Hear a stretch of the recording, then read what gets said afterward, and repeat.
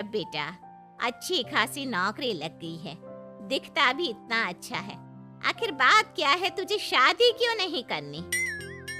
देख, तू हमारा इकलौता बेटा है। अगर तू शादी नहीं करेगा तो कैसे काम चलेगा? लेकिन मैं शादी करना ही नहीं चाहता। मुझे कोई लड़की पसंद नहीं आती।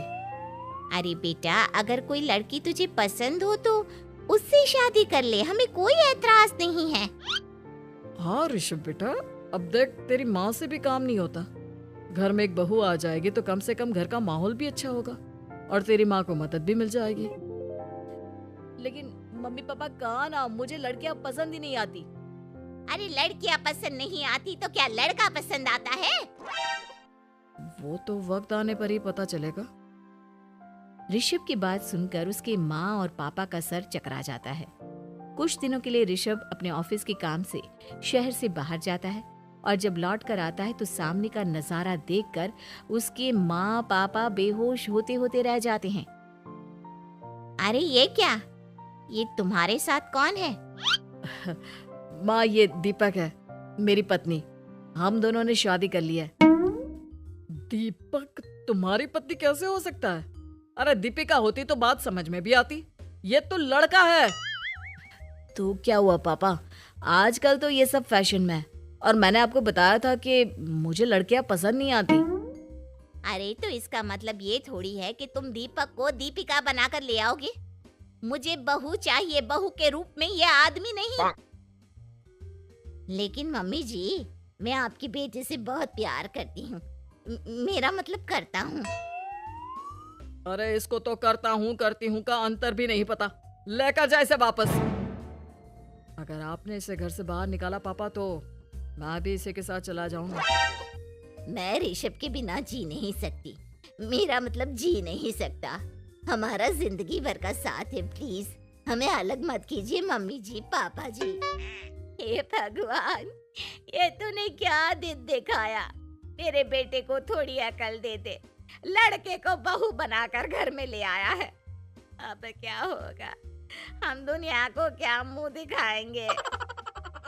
माँ, बेकार में परेशान हो रही हो। दीपक आपके सारे काम करेगी और एक अच्छी बहू की तरह आपके साथ रहेगी, देखना।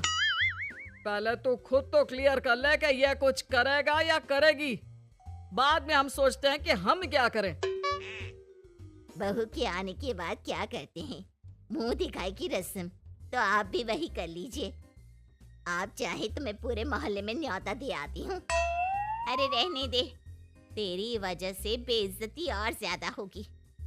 आई बड़ी, अब मेरा मतलब है आया बड़ा न्योता देने वाला। अगले दिन सुबह के वक्त दीपक बड़ी नजाकत से चलता हुआ सबके लिए चाय बनाकर सुबह सुबह बालकनी में आ जाता है। प्रणाम मम्मी जी, प्रणाम पापा जी। ये देखिए, चाय बिल्कुल आपकी पसंद की है। मुझे ऋषभ ने सब कुछ बता दिया था कि आपको क्या क्या पसंद है। हे भगवान, ये सब क्या हो रहा है? ये क्या नौटंकी है? नौटंकी कहाँ है? माँ देखिए तो, मेरा दीपक आपका कितना ख्याल रख रहा है। लाओ, अब जो भी है जैसे भी है, चाय पियेंगे ही सही। थोड़ी देर के बाद, वैसे दीपक, चाय तो तुमने बहुत अच्छी बनाई है, चलो कुछ तो अच्छा हुआ। अगले दिन, अजी सुनते हैं, आज पैरों में बड़ा दर्द हो रहा है। लग रहा है घुटनों में फिर से कुछ न कुछ प्रॉब्लम हो रही है। डॉक्टर ने वो दवाई दी थी, उसकी मालिश करो ना अपने घुटनों पर, आराम मिल जाएगा। वो क्या है ना, खुद के हाथों से ठीक से मालिश नहीं हो पाती। अरे मम्मी जी, आपको परेशान होने की क्या जरूरत है, मैं हूँ ना। लाइए, मैं आपके पैरों पर मालिश कर देता हूँ, मेरा मतलब कर देती हूँ। अरे रहने दे, रहने दे। घर में बहू होती तो सेवा करती, यहाँ तो आदमी बहू बनकर बैठा हुआ है।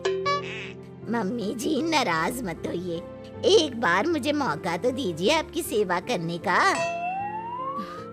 अच्छा ठीक है, ठीक है, ये ले दवाई लगा दे। दीपक बहुत अच्छे तरीके से घुटनों की मालिश करता है।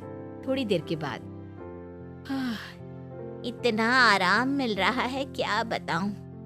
ऐसा लग रहा है मेरे घुटनों में कभी तकलीफ थी ही नहीं। लगता है तुम्हारी लड़का बनी हुई बहू तुम्हें पसंद आने लगी है। ऐसा कुछ भी नहीं है, वो तो बस इतने अच्छे से मालिश की इसलिए मैंने इसकी तारीफ कर दी। मम्मी जी पापा जी आपस में लड़ाई नहीं करते। अच्छा आप ये बताइए शाम के खाने में क्या खाएंगे? पनीर दाल मखनी पुलाव कुछ भी स्पेशल बता दीजिए। अरे भाई ये सारी चीजें मुझे तो खाने में बहुत ही पसंद है। तुम क्या कोई औरत हो जो पनीर दाल मखनी बनाओगी? हाँ, अरे लड़का हो तो लड़के की तरह बिहेव किया करो ना। भले ही मैं लड़का हूँ तो क्या हुआ, अब तो मैं ऋषभ की पत्नी और आपके घर की बहू हूँ, तो मुझे उसी तरह से रहना पड़ेगा ना। अच्छा ठीक है, जो तुम्हें पसंद है बना लो। आदमी रसोई में खाना बनाते हुए कैसे लगते हैं जरा मैं भी तो देखूं। शाम को दीपक सबके लिए अच्छा सा खाना बनाकर डाइनिंग टेबल पर लगा देता है। ऋषभ ऑफिस से जब लौट कर आता है सब लोग खाना खाने के लिए बैठ जाते हैं।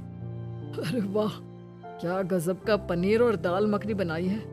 ऐसा जायका तो होटल के खाने में भी नहीं आता। दीपक कितना अच्छा खाना बनाती हो, मेरा मतलब बनाते हो। तुम्हारी इसी अदा की वजह से तो मुझे तुमसे प्यार हो गया। अरे बहुत हो गया, आदमी होकर आदमी से प्यार करते हो। अरे लेकिन कुछ भी कहो, जरा खाना खा कर तो देखो ऋषभ की माँ, मजा आ जाएगा। हाँ वैसे बात तो आपकी सही है, खाना तो वाकई में लाजवाब है। इतना स्वादिष्ट पनीर तो मैंने अपनी जिंदगी में नहीं खाया। कितना अच्छा होता अगर ये दीपिका होती। और फिर अगली सुबह कुछ ऐसा होता है जिसे देखकर ऋषभ के माँ और पापा ना केवल खुश होते हैं बल्कि हैरानी से उनकी आंखें फटी की फटी रह जाती हैं। उन्होंने जो नजारा अपनी आंखों के सामने देखा उसे देखकर उन्हें अपने आप पर भरोसा नहीं हुआ। सुबह का वक्त था, सब लोग बालकनी में बैठकर सुबह की चाय का इंतजार कर रहे थे। तभी रसोई में से एक बहुत ही खूबसूरत लड़की जिसके लंबे लंबे बाल थे और जिसने साड़ी पहनी हुई थी हाथ में चाय की ट्रे लेकर वहां आती है। अरे ये कौन है? रातों रात हमारा लड़की बहू बन गया क्या? मुझे लगता है कोई सपना देख रहा है। इतनी सुंदर बहू तो हमने सपने में भी नहीं देखी। देखा माँ, जादू हो गया जादू। अरे लेकिन ये है कौन? तुम्हारा वो आदमी वाला पत्नी कहाँ चला गया? आपने मुझे पहचाना नहीं? मैं दीपक नहीं दीपिका हूँ। इतने दिन से लड़के के कपड़े पहनकर आपके घर में आपकी बहू बनी हुई थी। माँ ये दीपक नहीं, दरअसल ये दीपिका थी, लेकिन इसे लड़कों की तरह रहने का शौक था और इसे लड़की की तरह रहना मंजूर नहीं था, इसलिए मैं इसे लड़के के रूप में आपकी बहू बनाकर यहाँ ले आया। तो फिर अचानक ये उसका हृदय परिवर्तन और रूप परिवर्तन कैसे हो गया? वो क्या है ना, मुझे बाद में एहसास हुआ कि आप लोग इस बात को लेकर बहुत दुखी हैं कि आपके बेटे ने एक लड़की के साथ शादी की है, इसलिए मैं अपने असली रूप में वापस आ गई।